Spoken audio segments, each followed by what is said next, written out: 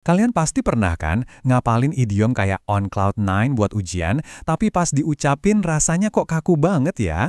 Nah, dalam bahasan kali ini kita bakal lupain dulu deh idiom-idiom buku teks dan kita ganti dengan frasa yang beneran dipakai sama penutur asli sehari-hari. Ini bakal berguna banget, apalagi buat kalian yang lagi siap-siap buat ujian lisan. Nah, disinilah bedanya kelihatan jelas. Kolom kiri itu idiom yang sering banget kita temuin di buku. Sementara yang kanan, itu frasa yang bakal kalian dengar di percakapan nyata. Yang satu kedengeran kayak hafalan, yang satunya lagi ya ngalir aga gitu. Tujuan kita jelas, pindah dari kolom kiri ke kolom kanan. Jadi, apa sih masalahnya sama idiom-idiom yang umum itu? Sebenarnya nggak ada yang salah. Masalahnya adalah, idiom-idiom ini tuh saking seringnya dipakai pas ujian, jadinya kedengeran kayak, ya, hafalan, nggak natural sama sekali. Nah, inilah yang namanya jebakan idiom buku teks, yang harus banget kita hindari kalau mau nunjukin kemampuan bahasa kita yang sebenarnya. Poin paling pentingnya tuh ini. Coba bayangin deh, seorang penguji dengar kalimat, I was over the moon, buat yang ke-100 kalinya hari itu. Udah nggak spesial lagi kan?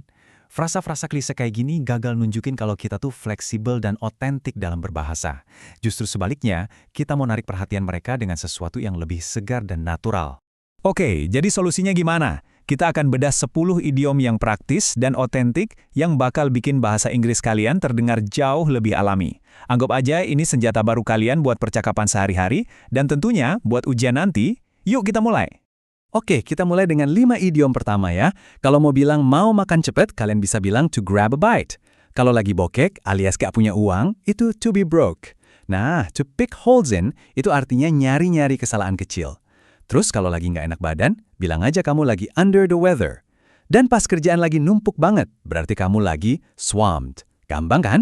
Nah, lihat deh, gimana idiom-idiom ini bisa langsung kita pakai. Kalian bisa ngomongin soal kebiasaan makan pakai grab a bite, cerita tentang zaman kuliah pakai was often broke, atau bahas era digital dengan swamped with information. Idiom-idiom ini tuh serbaguna banget dan relevan untuk banyak topik ujian. Lanjut ke 5 idiom berikutnya. Pas harus bikin keputusan, kamu perlu make up your mind. Kalau ada orang yang lagi dalam masalah besar, mereka itu in hot water. Rencana yang belum pasti, nah itu up in the air. Buat nyemangatin temen, bilang aja keep your chin up. Dan kalau mau hubungin orang sebentar buat kasih kabar, kamu bisa touch base with mereka. Coba deh perhatikan, gimana idiom-idiom ini bisa bikin diskusi kita jadi lebih dalam. Kalian bisa pakai ini buat ngomongin masyarakat, politik, atau bisnis. Misalnya nih, bilang kalau rencana karir banyak orang itu up in the air gara-gara ekonomi. Itu nunjukin pemahaman yang mendalam. Jauh lebih berkesan daripada sekedar pakai frasa hafalan. Oke, jadi sekarang kalian udah tahu 10 idiom baru yang keren.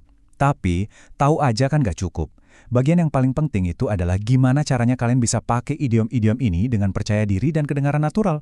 Yuk kita bahas strateginya. Nah, ini nih pertanyaan kuncinya, ya kan? Kamu punya daftar kosakata baru, tapi gimana caranya mengubah itu jadi bagian aktif dari caramu ngomong? Gimana caranya biar nggak cuma paham pas dengar, tapi juga bisa aktif pakai pas lagi ngobrol? Kuncinya cuma satu, latihan aktif. Coba ucapin keras-keras, bikin kalimat versi kamu sendiri. Coba juga ganti-ganti tensesnya. Misalnya dari I was swamped, jadi I will be swamped, biar makin lancar. Dan ingat ya, ini tips paling penting.